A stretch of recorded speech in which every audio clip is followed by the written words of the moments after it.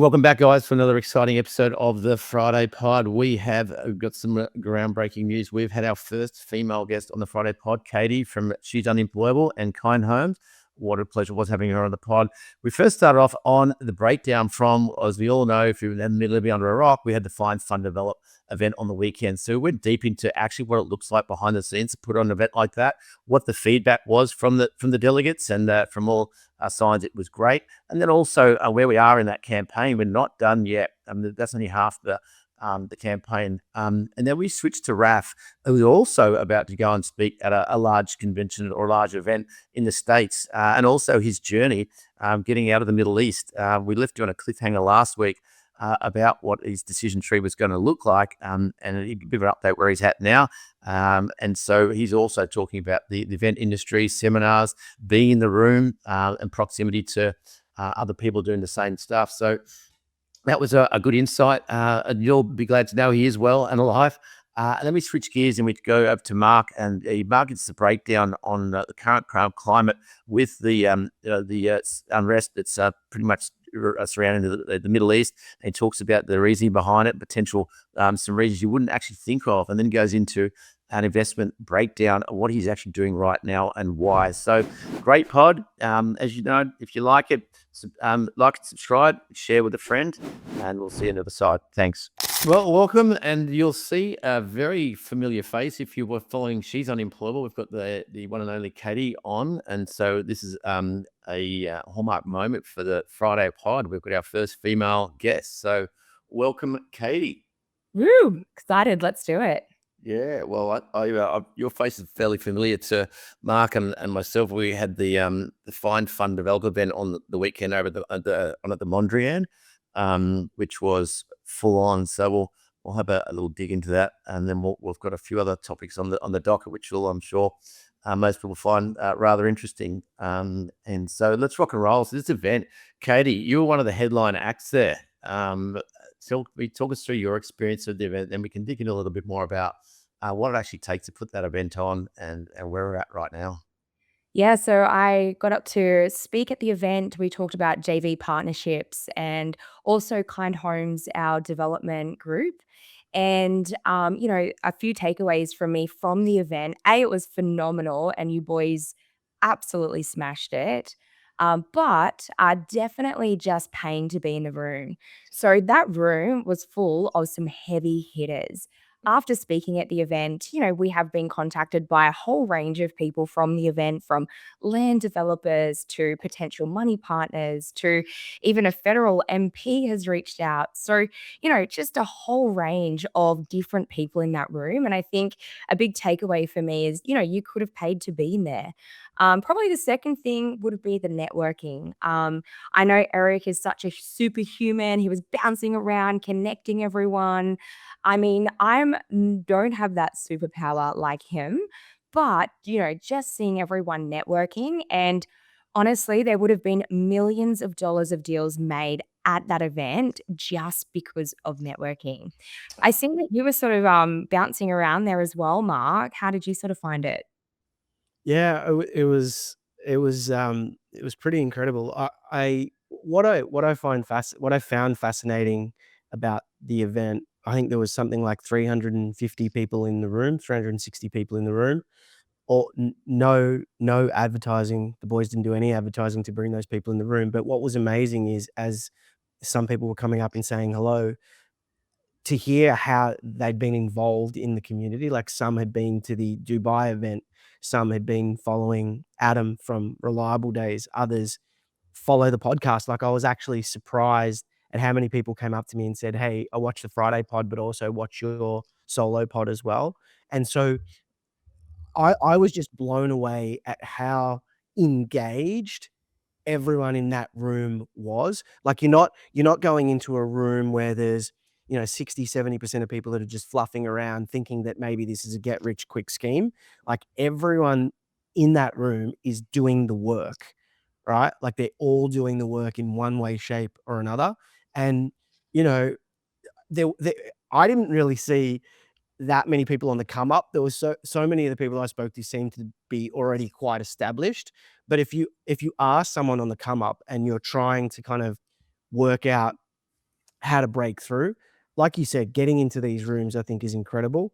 I met one or two people that I reckon I'll have like lasting relationships with, and we're not even thinking deals, but if I was to like cast my mind forward, I like doing business with people I'm friends with first and foremost. So I found people that I think I can be friends with in that room. But if I'm to cast my mind forward based on what we do and what they do, there's like so much money making opportunity there. Should it organically just sprout from that? So what did the event cost, guys? I was lucky to get a Oh, rider ticket.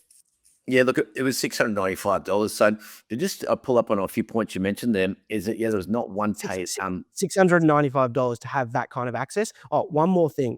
I just want to, because this was such a really interesting point. There was one guy in the room who wasn't part of Unemployable coaching or Unemployable property course, and at one of the previous events like this, he met someone who has now helped him to fund $30 million worth of developments just by being in the room, just by having a conversation. That's how it happens. And yeah, his story was pretty incredible. So I know you're doing that. So just to go back to that, to go back to about being in the room, like just for anyone out there, $695. We make no money on that. We just broke even, and that was 2 full days in an awesome hotel. The food was phenomenal. Like it was laid on thick. Like it was from their actual restaurant quality food. Morning tea, afternoon tea, lunch. The cocktail had been upstairs, and to Katie's point, the people in that room, that blew my mind. I've done a lot of events over the years, and I think it's just the quality of person in that room and where they're at was significantly different. Yes, six or $700 puts a barrier to entry there, which was great. That's what we wanted. But the people in that room were phenomenal. There was some, to your point, to use your words, Katie, some heavy hitters. There were some serious heavy hitters in that room. I'm talking 9-figure heavy hitters in there, and they're looking to do deals. And yeah, it was just a funnel. We had architects, builders, engineers. Like it wasn't your entry level, click the ad and pay $47 and it's going to be my last $700. And I hope to do a development in 2 weeks flat and get rich quick. It was completely polar opposite to that. So the feedback we've got has been phenomenal just from those aspects of the networking, and obviously the content. The boys, Carson and Shannon, well, the stage is not their usual habitat. But to tell you what, by the end of it, they were absolutely shining. So it was a rip. I mean, weren't they asking for a day 3 at the end? I heard they there asked. was that. We'd actually had the private coaching group on the Thursday and the Friday. So Right. anyone that's in the private coaching did the full 4 days. They're like, you know what? I'm going to change vocation. I've had enough of property. It was just like you were up to the gills with property. But And for anyone wondering where Eric is, he's not feeling the best right now. So I'm his replacement. Call me Erica. Erica, But you know what's really funny, and I'd love to hear if people listening have had this same thing happen. Throw it in the comments if you have. Every time for our ecom business, or for any business, but every time for our ecom business, we used to have annual planning days, and I used to spend like the 2 weeks prior to our annual 2-3 days planning. I used to spend that time preparing for those planning days. And then I would be speaking those planning days with my team, and we'd be doing activities, etc. Sometimes remotely, sometimes all together. And like nearly every single time, I think we've done it 4 times. I think I got sick 3 times after those planning days. So there's something to be said about like having this big focus, like the kind of cortisol and the energy kind of gets you to the finish line, and then as soon as it's finished and your body kind of goes, ah, you get sick. Like, has anyone else had that happen to them? well, my back blew out 2 days before it. I've got not to go on about the story, like a ruptured disc, and they certainly flared up. Katie knows all about it. We're talking about it, and it's now just coming good again. So it has an impact on the body for sure. And Eric did a great job. Eric's not has never really presented in front of 350 people before, but well, he's the new Eric Hudson. He certainly did. He grabbed the microphone and made it his own. That's for sure, and did a fantastic job. And look, we got feedback, from people saying that was a 5-star event. We had event promoters in there, event managers. Actually, the community manager for Tom Billier's Impact Theory. He was in the room. He goes, that event was like knockout, and he got some great ideas to come from. But just to give you an example, we had 9 cameras running full time. We had a full AV crew. just the logistics pre-event to get an event, like we were all hands on deck going around the clock to get it right. And like time is not your friend when you got an event coming up, especially with a new company or a new team that's never done a major event before as a group. And so, look, I liken the analogy to all the delegates got to see was a duck gliding across the pond. They didn't see what was something going on underneath the water, and that's the way you want it for an event. So, look, I think overall it was a massive success, but for the team, the event doesn't stop on Sunday. That we're only halfway through the campaign. You got a pre-event campaign, you got the actual event, and then we're at the post-event campaign, which is which we've just clicked into gear now. So if I had not on the next Monday pod, it's not because I'm sick, just because I've jumped off the balcony. So And being the first event, guys, like there is so many SOPs that have to be built for the first event. So you guys are building the pre, the during, the post, kind of on the fly. So of course tell us about the SOPs you guys are building. well, they're all going to be coming afterwards. We'll have what we'll call a post mortem. And everything that came through. This is made for people out there about how to create something when you sort of jump off the cliff and build the kite on the way down. It's we've got to now go back and then grab all those every moving part. Thank God for the invention of AI. It's going to make the job a hell of a lot easier to batch up the immense amount of work that went down, even like buying a bell to get people in at the break. Picture this: we have a smallish room with 350 people in it. You get them in through Rego to start with, then out for morning tea and toilet breaks, then back in 30 minutes.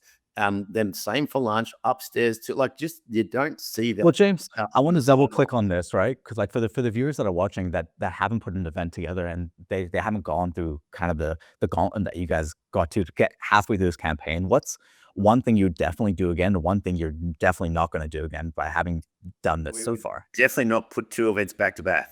Ever. Okay. And so Yeah, I can't believe you guys did that. That's no, before I came on board, that was already planned. I looked at it and went, this is not going to end well, but it did. But look, I think Eric's taken the brunt of that now. Hence why he's not here now, because just the sheer amount of work. Like the private coaching events, we don't muck around with them. They were rock solid too. Katie, how was that bus day? That was like awesome. Incredible. Yeah, and then the in-room event, and plus you got dinners on those nights. So it's a big slog. So we'd never do them back to back ever again. And what we would do, the takeaway, I think, would just up the ante, like just really probably just a bit more of a runway into the planning of it all, knowing what we know now. But we have a good framework now for moving forward for a solid 2-day event, which will parlay across into business. If she's unemployable, puts it on. I've got a lot of intel in there now to go, right, what do we learn? What can we do better?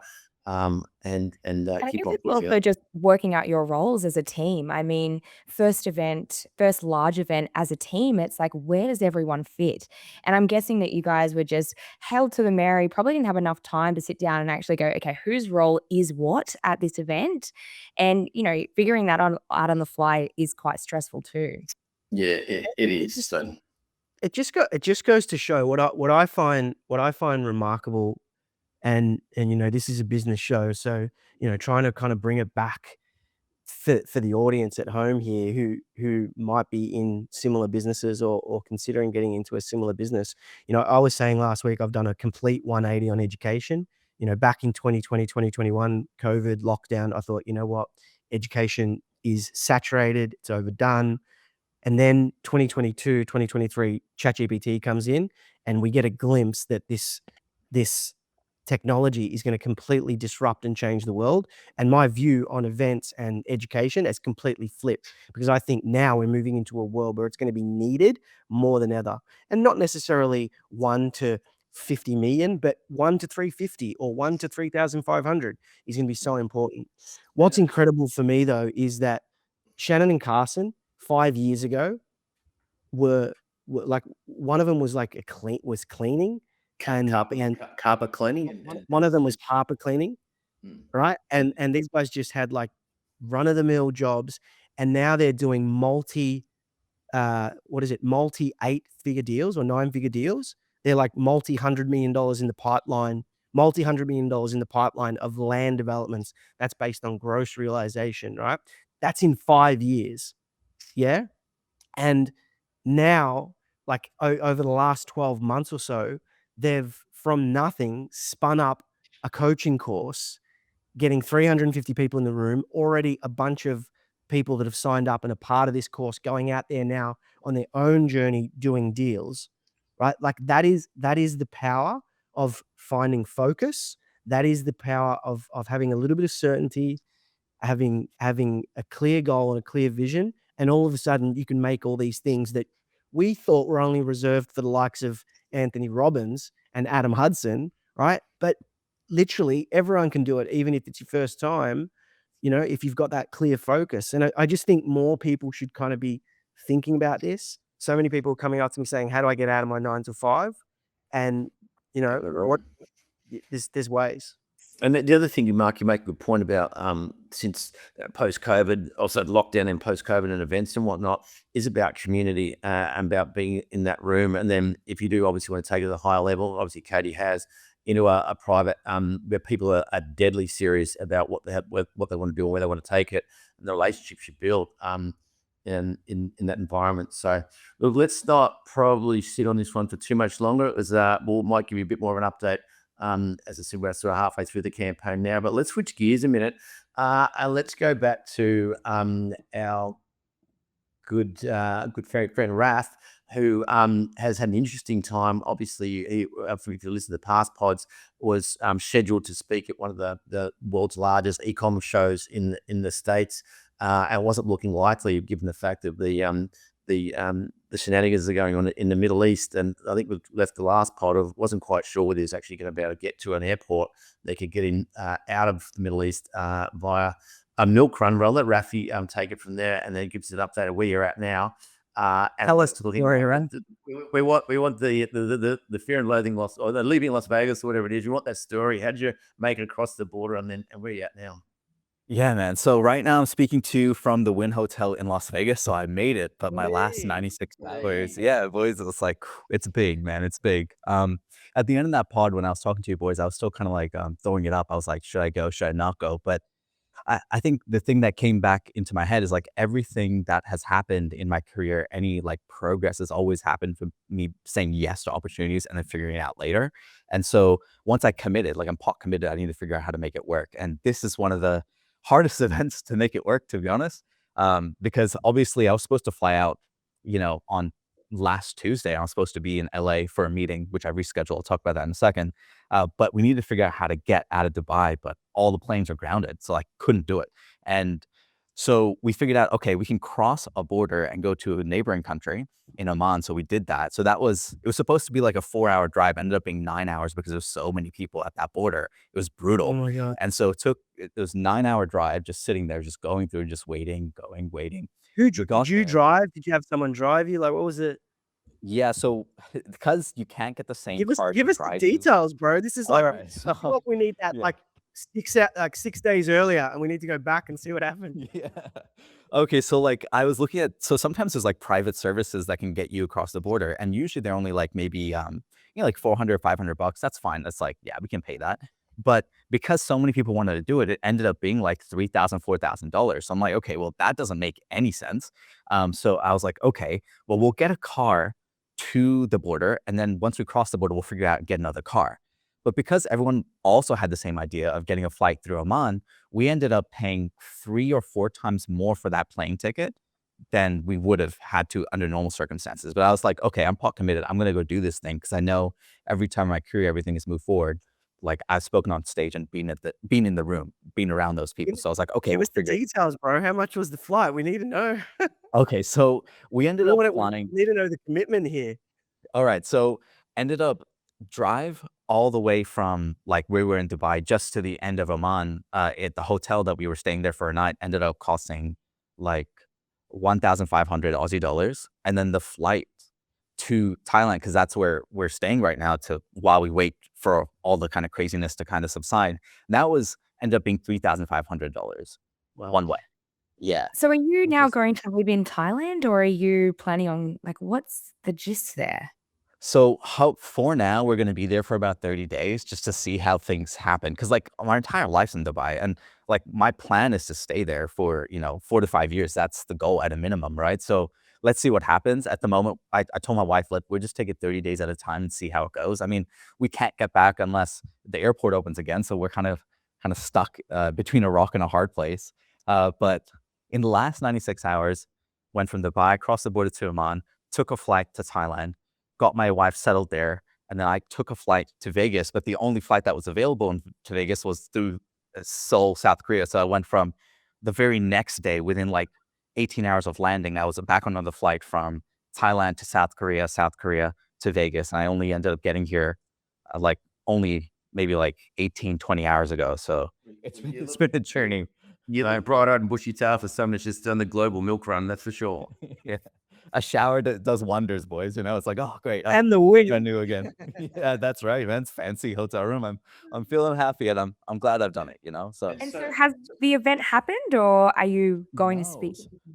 Oh, it's I'm coming. actively working on the presentation right now, because the entire last week when I was supposed to be prepping and creating all this, I was just trying to get out. So I was like, okay, I don't have the brain space for this right now. So I had the outline, and on the plane, I had my laptop out, just like working on it a little bit. And literally just before this call, I've been working on it tomorrow morning, 4 hours. And then I'll be speaking on stage. So fingers crossed, guys. Wishing you luck. Just for those guys, that's half the journey. They're great for the catch up. And the breakdown is the old supply and demand ratio that comes into play there when you're trying to cross the border, clearly. So, Yeah. but listen, so what's just to those who are in the e-com space, explain what Prospect is, and just give us a bit of a scope on what's that look like. I know the event myself, but it'd be good for you to unpack it so people can actually understand what it is, and whether it's worth for them going potentially next year.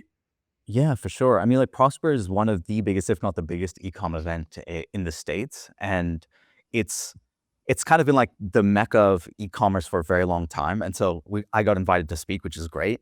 And part of the reason that I wanted to go is that anyone in the e-commerce space is not only speak on stage, so we get to meet those people, but there's a lot of people in the room that are actively applying in the arena. Like to your point, with Carson and those boys, part of the reason why it's valuable to be in the room is like they're not pontificating, they're not like theorizing, they're in the arena, they're applying, and then they're sharing in real time what's happening. The problem with courses and stuff is like you might record one thing and they don't update it because they're no longer in the arena. But with Carson and those boys, it's like they're doing the work. Like they know exactly what's happening. They're changing this bit, and like they'll come across a new thing that's brand new, like a week ago, and they're going to share it with the community. And if you're in the room, you get to hear all that stuff. So that's also like the main value for me. Of course, getting to speak on stage is great, but like being in the room with everyone who's applying in the arena, because a good plan never survives contact with the real world. And that's what you do in property with e-commerce. And so you get to see what it's like in the real world when people are applying it. And so, yeah, if you're into e-commerce, I mean, this is an event that I recommend going to. It's getting more practical as well, which is amazing. How many are in that room? Like it's a big show.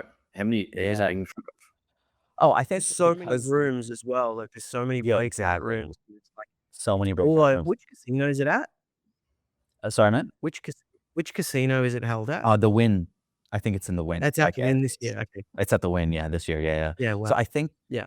I mean, there's thousands of people that come to this event. I think my room is capped around 500. So like, if everyone shows up to that breakout room, it'll be about 500 people, which would be nice. But yeah, I mean, like, because I'm used to talking to groups of people, being a primary school teacher back in the day. It's like it's easy for me to talk to people, so I'm not nervous about that part. I just want to make sure, like, my goal every time I'm at this event is I want to be the best speaker and give the best presentation, so it's a no-brainer that they're going to invite me back. So if I don't do that this time, it'll be the only event that I'm not getting invited back in, and I can't let that happen. So, dude, I went through all this stuff. I need to make sure like I absolutely crush it. So that's kind of where my focus is at now. Yeah. I think just to double click on what we were talking about earlier, like look at the journey that you've had to go in to get in that room. And like who knows what opportunities will come out of being in that room. So hats off to you for putting in the work. But I've got a question for you. I'm quite interested to know about the decision making process because this is a life altering decision that you and your partner have had to make with a family. So, are you the decision maker? Is your partner the decision maker? And what process did you guys kind of take to make this big decision? Oh, yeah. Good question. I mean, no, we definitely work via consensus. So I was never going to like strong arm her and be like, hey, we're just doing this thing, Otherwise, I'd have to sleep on the couch. So it has to be like a group decision. But I think for me, it's like, opportunity, like people think like there's a half-life to opportunities. And if you don't take on those opportunities, you have no idea how many other opportunities you're saying no to. And so for me, the opportunity cost was always way towards going. It was just figuring out how to make that happen. But the first thing I needed to go through was from a safety perspective. So like it is like it's safe where we're staying. We had no real issues, but I didn't want that the back of my mind thinking about like what's happening with my wife, like how's she feeling? Is she feeling safe? So I was like, okay, for the time being, let's go. Let's be in Thailand. We've been to Thailand before. It's fairly central. So it's like, okay, we're going to go there and just like take it 30 days at a time and see how it feels. And then from there, because we've been there before and I get her settled, I will feel mentally like free and open to be like, okay, cool. My entire focus is now just going to be on this event and just doing a killer job. And so that was kind of the process I was thinking about. And as far as like money is concerned, I'm like, I can make more just by speaking at this event. 'Cause I'm not getting paid for it, but just from the opportunity that comes from it, than the costs that were coming. Like it's just a no-brainer. And it's pattern recognition, right? Like I've done this many times before when my flights weren't paid for.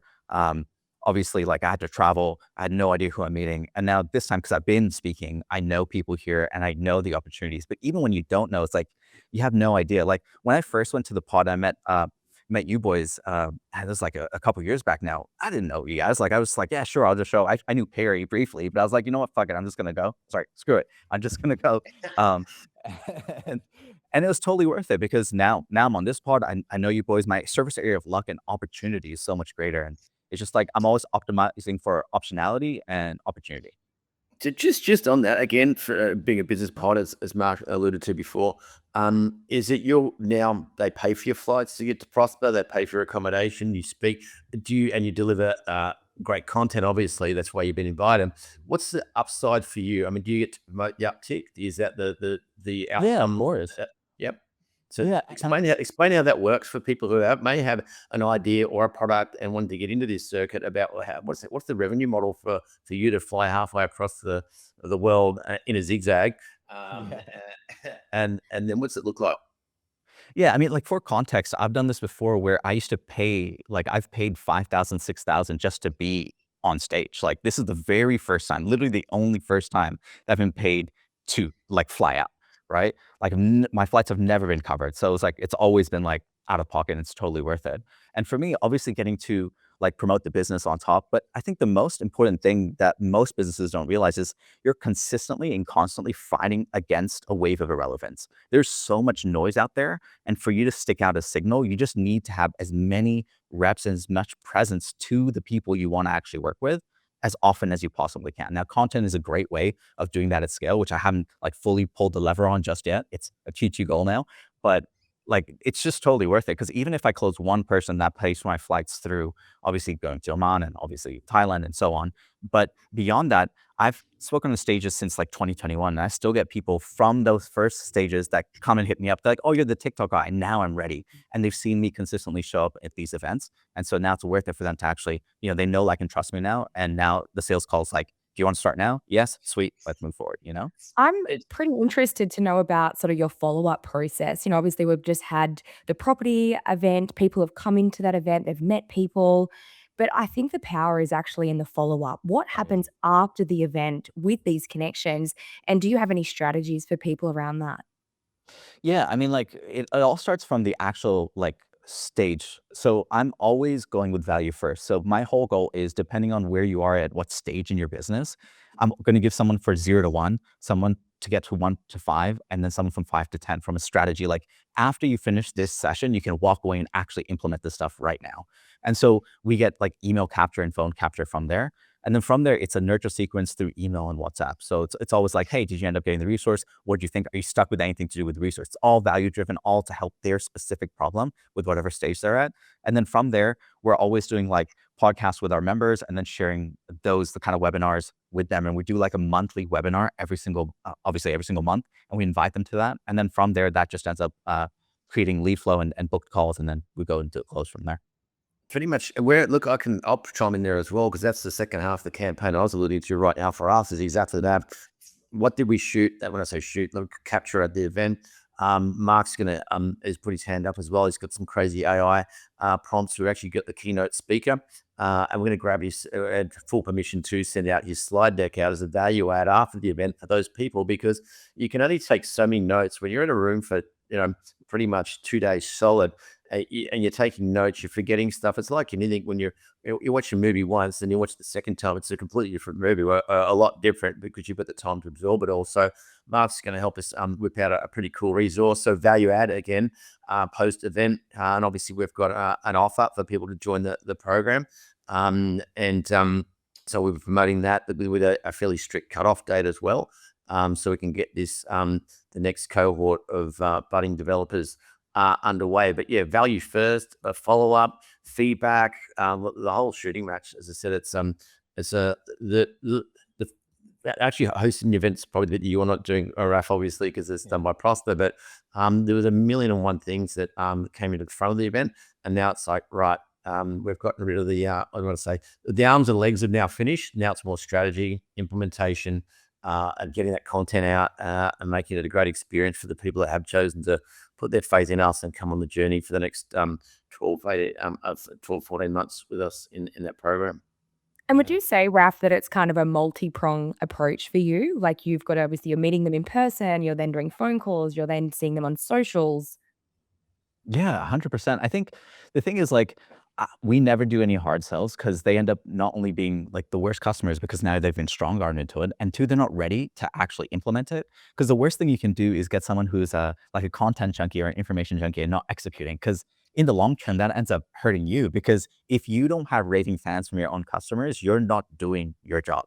And if you're not doing your job, they shouldn't be giving you money. If they're giving you money and they're not getting the job done, then that's just like bad feedback loop into the business. So it's always like, when you're ready, we're here for you. I'm going to consistently show up until the point you're ready, and then afterwards we're going to help you like grow your business using TikTok and TikTok Shop, right? I love that. You get one raving fan and their 5 can come from that one person. So 100%. 100%. Yeah, There's something gone are the days of, and we're completely pressure off as well. It's like if you're ready to join, you join. There's the hard closing piece just brings in people that are not ready, as you said. They pollute the current members in there. So much to that point, it's like if you're ready, doors open. If not, we're not pushing you at all. So the last thing we want to have is people in there because from a commercial perspective only. Definitely. Mark, you were about to say something there, mate. No, I was just going to say, you touched on this, but there's something to be said about content collection. Like I even find myself sometimes bookmarking so much stuff on social media platforms and then never going back to it and actually consuming it. And you have to be careful if you're on the other side of the fence and you're actually out there trying to learn something or trying to make changes in your life, because the studies have shown that by collecting content like that, it actually gives you the dopamine hit and can sometimes then prevent you from going on and actually doing the work. And Adam's got a perfect saying for it. He's like, for all you educational masturbators out there that love consuming education porn, but never actually going and doing something about it. That's something that I'm always constantly having to check myself with. Like I've got so many different open threads and themes and macro topics that I could be following, but it's like, what are the most important ones that are going to give me the highest amount of ROI right now? And yeah, that's the constant and ever going challenge with the way that the world is structured at the moment, because it's so easy to get the information, right? You don't even have to pay for it. You can get most of the information that you need for free these days. But yeah, I think the edge is really getting yourself into a room around people that kind of force you to educate, or even just speaking to people who know how to execute. That was something that I always found incredible with Adam, right? Like, intelligent guy, but honestly, his superpower is it's not his IQ, it's his ability to execute on an idea. He gets an idea and within 3 days or 2 weeks, it's spun up and it's tested, right? And then it's either pushed forward or it's scrapped. And to a story on that, actually, like before I started my entire entrepreneurial journey, I was a primary school teacher, and I met up with my cousin, and he's around the same age as me, and we were just having dinner, and I was just like, oh, here's this cool, interesting thing that I found, and as I'm talking to him, I'm seeing his like face switch off, and I'm like, yo, what's up? And he's like, And it was pretty harsh at the time, but I'm very grateful that he did. He's like, "Man, you're gonna say this stuff, and fine, I'll listen to it, but like, you never do anything. Like, all you do is talk about this thing, and you're gonna do this." I'm like, "Bro, you're supposed to be my brother here. What's happening?" But like, he was right. Like, I had all these ideas, and I just never executed. And so, I think the that conversation changed the trajectory of my life because it was so harsh and hit me straight to the core because it's true. Because I was just like, a content junkie. I was like, oh, what about this idea? This idea. Oh, this is an interesting thing that I'm thinking about doing. And I think I was always like, I need the perfect shot or the perfect line before I make a decision. But I never thought I'd get to this point doing what I'm doing right now, but it only happened because I decided, okay, I'm just going to focus on this one thing. I'm going to start it and see what happens. Like, I started with Forex trading, doing charts and all this stuff. Freaking hated looking at charts, but like, okay. Then I went to property management with Airbnb, and then like people are calling me up about their broken toilets. Fuck, I don't want to hear about any of that. And I went to drop shipping, which I was terrible at. And then I found Amazon. It was like, I only found all that because I was actually in the arena doing the thing and focusing on one thing, getting some feedback and actually doing it. So like, I'm guilty as charged, and that I have to fight that part of my brain that's always like, oh, this new exciting cool thing. I always need to bring it back to, okay, how does it help me right now with the work that's most important? And the work that's most important is always the thing that's right in front of you, right on your desk, not like over there. You know what I mean? I think it is someone said to me the other day as well. It's landed again. It's funny how you hear these sayings, and you need to hear them more than once, about going a mile wide and an inch deep versus going an inch wide and a mile deep. And you're getting this, as Mark could say, it's content porn. It's just, I do the same thing. I've got that many emails in the inbox, pod content, this content, like sick posts, or you come back and you just go, like on a Sunday night, you just go delete, delete, delete, delete. You just know you're going to get them. It's just like, so you just got to go, right, focus, then get busy, and then do the work. So look, I think might be a good time to pivot here, and switch gears into what might be the last part of the pod. Mark, you got some pretty interesting stuff. So over to you, mate, and take it from there. Yeah, well, what do you want to know? I mean, like, I could talk for like 3 hours on everything Well, that's going on in the world at the moment, but what do you guys want to know? And then maybe I can tailor it specific to that. I think that clip you had, if you wanted to whip that up, and we can watch that and then come back with some questions on that. Um, I've got two uh, questions actually yeah, before you quit. So the first question is, with what's happening from a global perspective, in your mind, what are some macro, like, strategic plays you're kind of like keeping a close eye on, that you're thinking about, okay, I need to see what happens here, and that's going to change or adjust your investment strategy, or maybe it hasn't at all. And then my second follow-up question is, I know there's some areas that you've been looking at and already invested in, and how does that impact what you're already invested in? Like, does the global environment change what you've already done, or does it help it? yeah. So I'll play a clip in a minute, which basically just looks at what I think, what the investment themes that I'm most focused on at the moment. And the short answer to your question is no, nothing. Like, the war and Okay. things that we've kind of seen recently doesn't change anything. It kind of just solidifies what I'm already thinking. I mean, the basic premise, like, to try and keep it as simple as possible, the basic premise is that uh, you've got America, who is the leading global hegemon and superpower. They are the power that has been in control for so long. And then you've got China, which is the rising power that is coming up and becoming more powerful economically, etc. And when you have the existing power being challenged by the rising power, you get the conflicts that we are starting to see. And my theory is that all these little proxy wars that you're seeing at the moment, Russia versus Ukraine, or Iran and Israel, all these little things that you're seeing are all part of the bigger war, which is, who is going to be the dominant superpower? Is it going to be China, or is it going to be the USA? Who is the government or the order that is going to be calling the shots? Right. And so I feel like everything that you're seeing at the moment between the US and China, trade war, etc., is an effort by these two countries not to go to kinetic war with one another. Because we all know that if we went to kinetic war and nukes started getting fired, that it'd just be devastation for the entire planet. So that's why I think you're starting to see this unusual warfare. We're going from nukes to, like, drones and missiles that are made in like garage type factories, right? So there's a new type of warfare, and as you've seen in the Middle East, have you seen in the United Arab Emirates and the countries surrounding, they actually create havoc, right? Like they're not causing mass casualties, but they have the ability to create havoc, economic havoc, uncertainty, and things like that.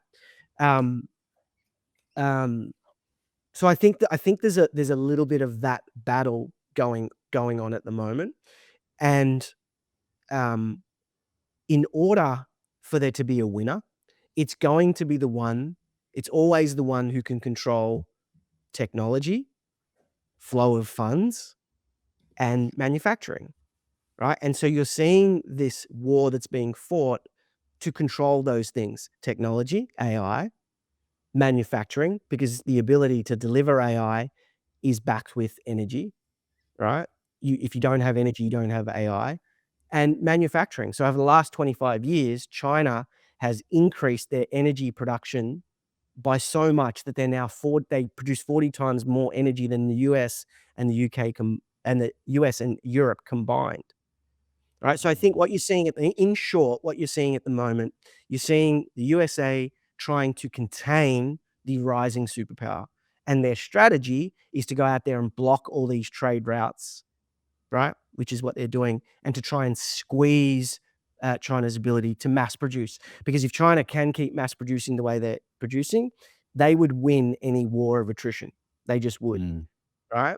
And so with that as the backdrop, I think there are certain investment themes that will probably last the next 5 to 10 years as all of this plays out. And the analogy that I would give is you've got a husband and a wife, and they're about to go through a divorce, and they've got tons of assets and kids, and they're trying to work out how to split those assets and kids. And everything you see at the moment is that process unfolding. And so the world might split into two blocks, an Eastern block and a Western block, and that's going to reshape trade and reshoring and industrialization, all those kind of things.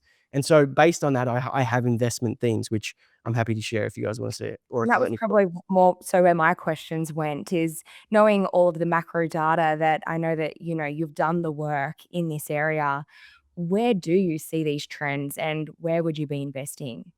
All right. Well, I just dropped a podcast today on my other channel, and rather than me try and repeat it, I'll just play this because it has slides, and you guys can have a listen, and then you ask me any questions. I think that's probably the easiest way. All right. So let's just quickly go over the items in the playbook and the ones that I am focused on, and I'll quickly flash back to something that I put in last week: the Lazy Man 100-year portfolio. So the asset classes that you should be doing further research into. Here are the ones that I think you can have the highest conviction over the medium to long term. Physical gold. At the moment, I have the highest conviction over physical gold. I don't own it. That sucks. I'm dying to get into it. I should have just bought it at 3.3. That's when I started talking about it even earlier. Anyway, we make mistakes. We're not perfect here.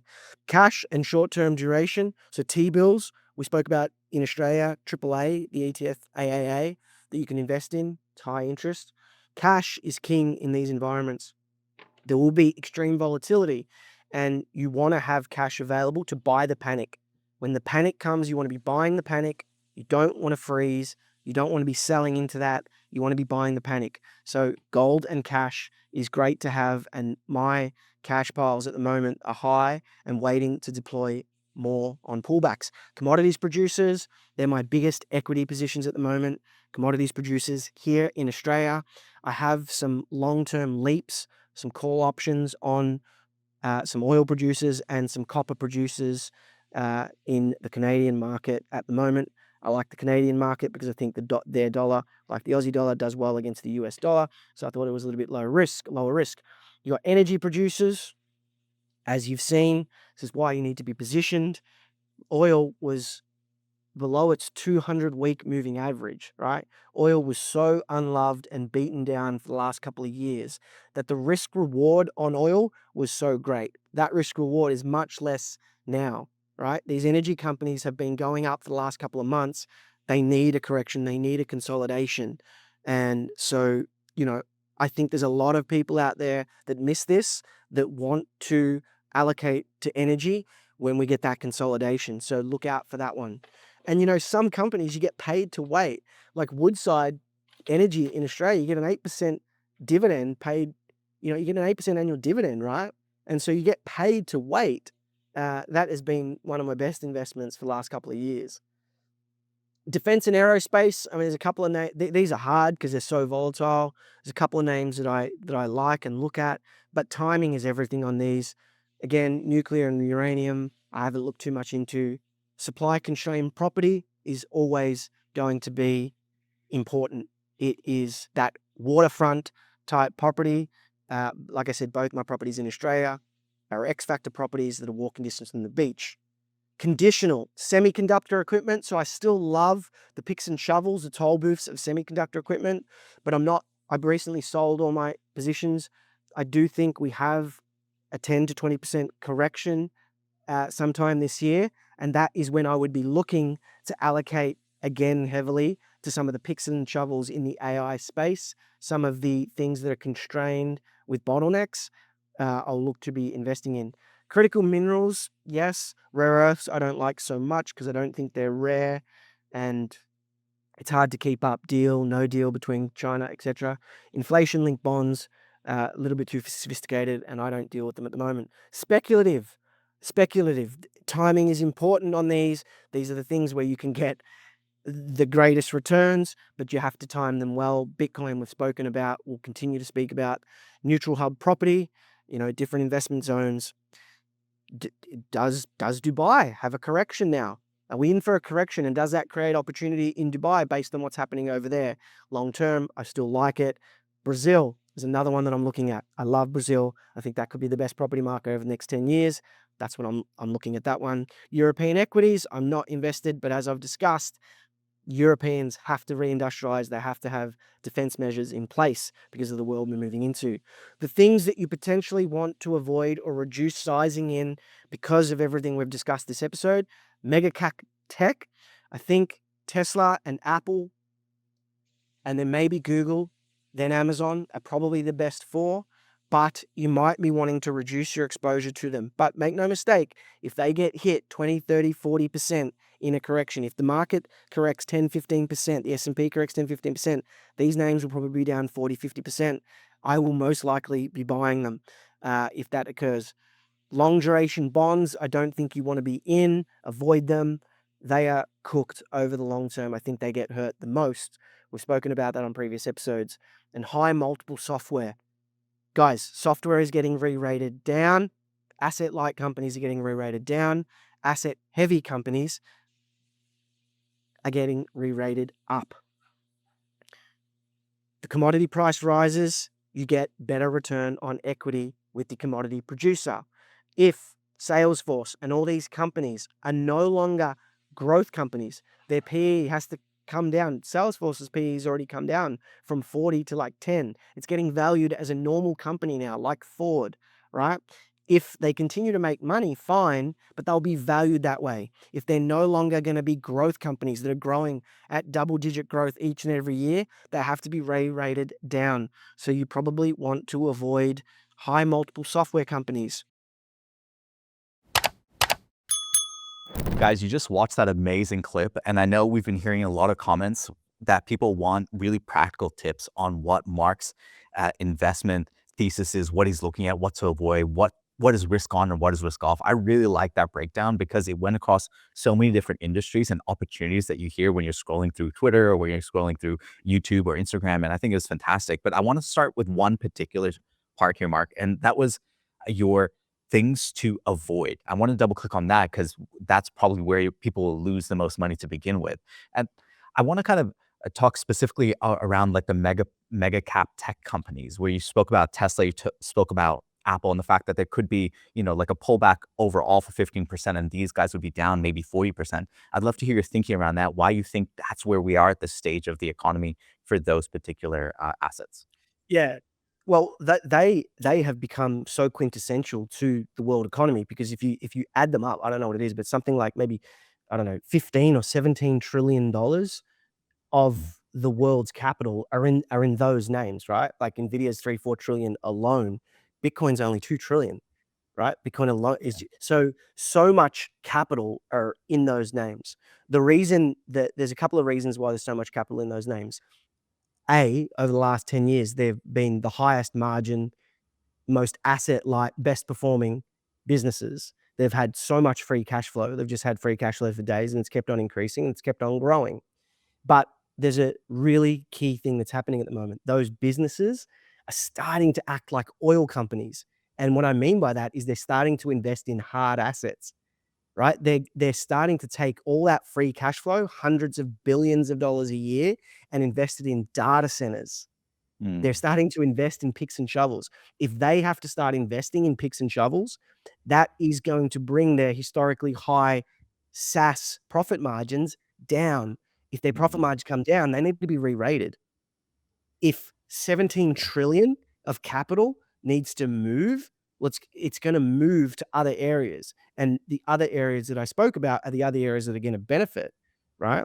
There's and you see this it happens over time. Low interest rate environment, everyone invests in asset light businesses. As interest rates start to rise, they start to invest in asset heavy businesses, right? And is there a time frame on return from those sort of, like, if you're deciding to invest in those sort of companies that are now essentially building the railway roads again, like they're building the tracks now, right? With the data centers and the AI, these companies, do you have to change the way you think about the timeline of return because that's huge shift Well, is happening? you have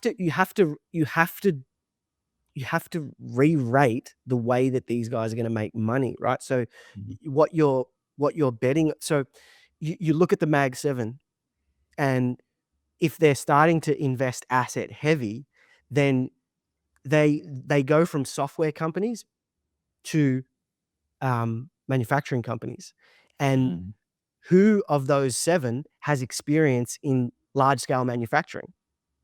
Tesla, Apple. Tesla, right? Tesla, Apple, right? Apple, everyone's like, oh, what's Apple doing? They haven't participated in this AI. Siri sucks. Like, I wouldn't use that to dial my mum. Like, yes, but all of a sudden, everyone's starting to buy Mac Minis, right? Yeah. All of a sudden, everyone's starting to buy the hardware that this AI might play on. So they understand manufacturing. Tesla, Elon Musk, what he does best is solve complex manufacturing problems. Vertically Right? integrated. And so you wanna look at those companies and think, well, Meta generates all their money from advertising. Is the advertising model going to survive? It might get even bigger, but there's now a larger embedded risk in these companies. Why I say maybe take down your risk from them at the moment is because they're so well priced. They're so priced to perfection. And we're probably coming towards the end of a 4 to 5 year liquidity cycle. So if the S&P sells off 5, 10, 15%, which I think will happen, these guys will probably get hit 30, 40%. Then you work out, okay, which ones are a buy? Because you better believe I will be buying some of those names if they get that kind of correction, right? Probably starting with Tesla. You know, Amazon as well has another story. Amazon understands cloud data centers, right? They invented cloud where all your data lives. So they know how to deliver, and they might get rid of half their workforce, then replace it with robots. They all of a sudden become, you know, something to look at. So yeah, it's all about timing. But yeah, it's not like I don't like them and would ignore them. You buy It's them just at where the you right want to price. risk off a little bit for that. You Katie, you're buy about to them say at the something. I would love to really understand sort of your diversification play, if there's a certain percentage that you would put in each area. And I guess just to get really granular for the listeners, you know, if someone had $200,000 to invest, what sort of percentages would you be putting where at the moment? Yeah, so I think I can't remember the guy's name. I think it was like Albert Fugel or something. Anyway, there was some guy, really rich industrialist back however many years ago, and he came up with what's classically known as the 100-year portfolio, something that can survive any weather. And this is for the most lazy or risk averse or those with a lot of money that needs to survive through generations. And he basically said that what you should do is you should put 25% in gold. Like, this is your net worth. 25% in gold, 25% in property, 25% in blue chip equity and 25% in cash. Because if you've got high inflation or low deflation, there's certain assets in that quadrant that'll do well, and then you'll be able to rebalance coming out of those quadrants for the next quadrant. And So would that you is sort one of of dollar cost average that in, or would you go all in on that? so that's for some that is probably for someone who already has significant wealth, right? To your question where you said, okay, if you've got $200,000, how should I be allocating that? I would probably do it a little bit different, right? Because $200,000, for some people, it's their entire net wealth. For those who have properties already and fixed assets that aren't liquid, it might just be a little portion of their net wealth. I would, again, look at something like 25% Bitcoin or gold. And depending on your risk factor, you can toggle that switch. All Bitcoin, or half Bitcoin, half gold, or 20% gold, 5% Bitcoin, depending on your risk and your age profile, right? So you might do 25% Bitcoin, 25% commodities producers, 25% cash, and then 25% I would be looking at tech, picks and shovels, right? What is going to power the AI revolution? And then you can just toggle between those if you're being a little bit more active, right? The other alternative, like if you had to pick one and the most safest and probably the most guaranteed to hold its value or to double over the next couple of years, you probably just invest in gold. But our listeners, I think, are going for Bitcoin. And also, guys, one note on that one is do your own research as well as not. Yeah, this is not specific advice of Mark speaking to Joe on the other end of the microphone. This is just like some hack on the internet sharing his opinion for what it's worth.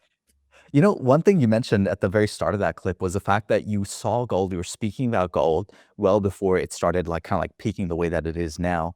What held you back from investing in gold at that time? Because I know we can't be perfect with our investment strategy. We see that. So I want to know your decision framework on deciding not to move forward, or were you reallocating your capital into other areas?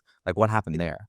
Yeah, look, I think at the time I was heavily involved in the AI space, and I was also making a stupid bet on a crypto treasury company, and so I was losing money on a crypto treasury company, and I was probably being greedy and going for outsized returns, right, rather than just doing the simple thing that compounds over time.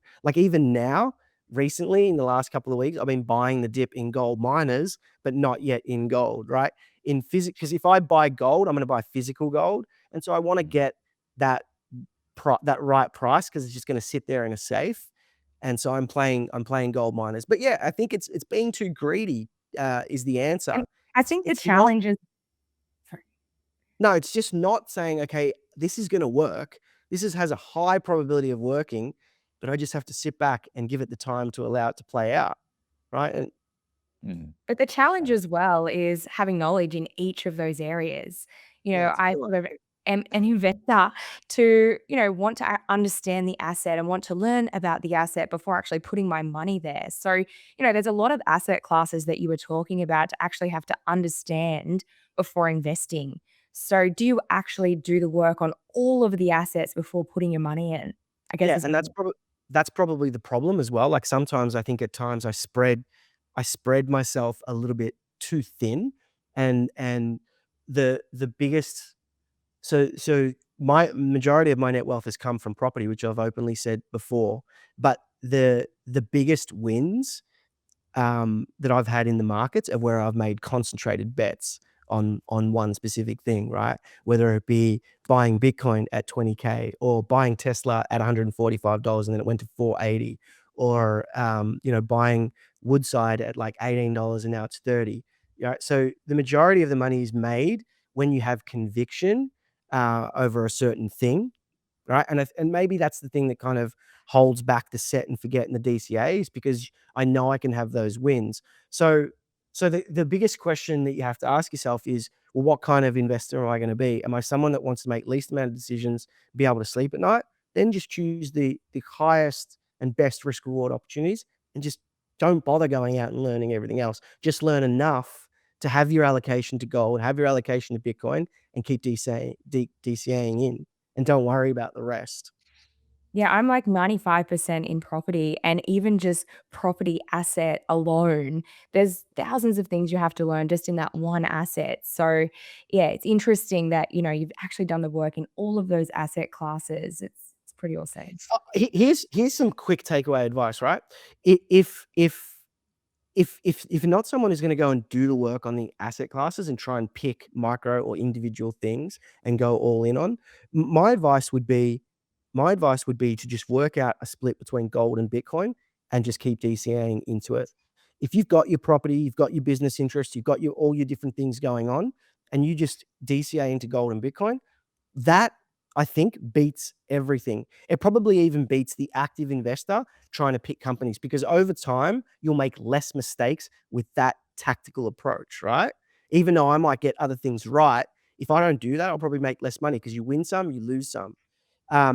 We've got a personal branding coach at the moment who's working with us. He's a 22-year-old kid, and he's just started making some serious money, like 100K in 1 month. And I said to him, dude, take the amount of money each month that you'd be willing to waste on a good time and just buy Bitcoin. Don't look into Bitcoin. Don't get caught up in the ideology. Don't worry about what it means, the religion of who follows it. He goes, I could do that. He goes, I could do $2,500 a month. I said, great. Put that into Bitcoin. And I guarantee in 10 years from now, the time that you'll have on that I didn't guarantee, but I said, I'll almost guarantee the time that you'll have on that will be better than any time you could have had along the way. Right? And sometimes that's Louis, right. You got a 22-year-old kid pulling 100 G's a month, and all he can afford to put away is, what's he doing with the other 97.5 grand? Good point. Look, to be honest, I think it was his first $100,000 month, but Still, mate. Oh my God. Anyway. About the time. It's just time in the market, no matter what market it is. And I think that's the part that we often forget. It is delayed gratification. It's Yeah. on the time. Yeah, it's such a big one. I find, this is a little tidbit for you guys. I find myself saying to Frankie, so she often wants things that she won't get, like triple hits of chocolate or whatever it is that she's asking for, TV, and she will be disappointed, and then she'll kind of calm down, and I'll say, sweetheart, let daddy tell you the secret to life. The secret to life is the amount of resilience and ability you have to be okay with things that you want that you don't get. That is the secret to life. I said, remember that. The more that you can go without the things you really want, the better that your life will be. And she kind of just sits there and looks at me, and I wonder if it's sinking in, but I'm going to keep repeating it. I'm going to keep repeating it because it's true. And I wish I had more of that in me. Well, with that, guys, with that pearl of wisdom dropped by Daddy Mark, I think we might call that a wrap for the Friday pod. And a big thanks to Katie for coming on and breaking new ground with the boys. Thanks, First Louis. time on the Friday pod. Thanks so much. And yeah, if you liked it, give us a like, Subscribe, comment, blow it up.